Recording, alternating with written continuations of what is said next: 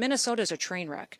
It is corrupt, and it was under the leadership of Governor Walz and this mayor that they allowed it to happen, and they let criminals and illegals and people abuse programs and steal the money, and now they're allowing violence to go forward on the streets as well. We've had almost over 100 times that these vehicles have been used to ram law enforcement officers and to do damage and to harm them. When you take an action and use a weapon to harm someone and to incite violence against them and try to cause them injury or death, then it needs to be labeled exactly what it was. This was an act of domestic terrorism.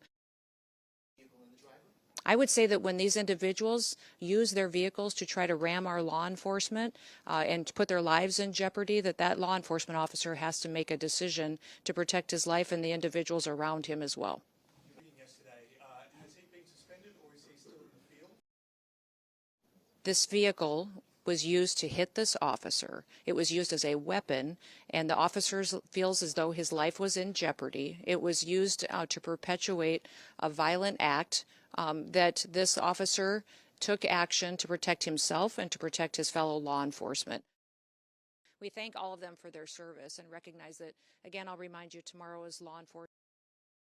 This is an experienced officer who followed his training, and we will continue to let the investigation unfold into the individual and continue to follow the procedures and policies that happen in these use of force cases. But let's remember the events that surrounded what happened yesterday on that tragic situation was that these individuals had followed our officers all day, had harassed them, had blocked them in. They were impeding our law enforcement operations, which is against the law.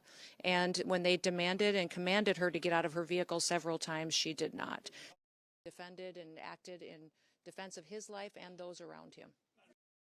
Inciting people to take action and perpetuate violence in some cases is unacceptable, and especially of elected leaders. We have a responsibility to state the facts, to go out and enforce the law.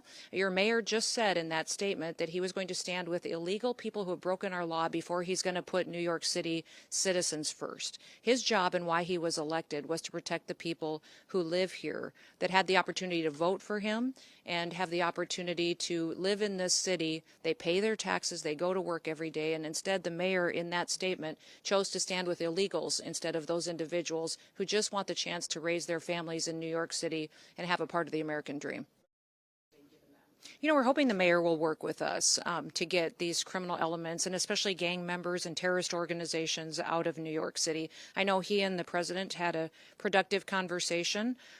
You know, our communication at the Department of Homeland Security has not been productive with the mayor's office or with NYPD, but we want to continue those conversations so we can work together.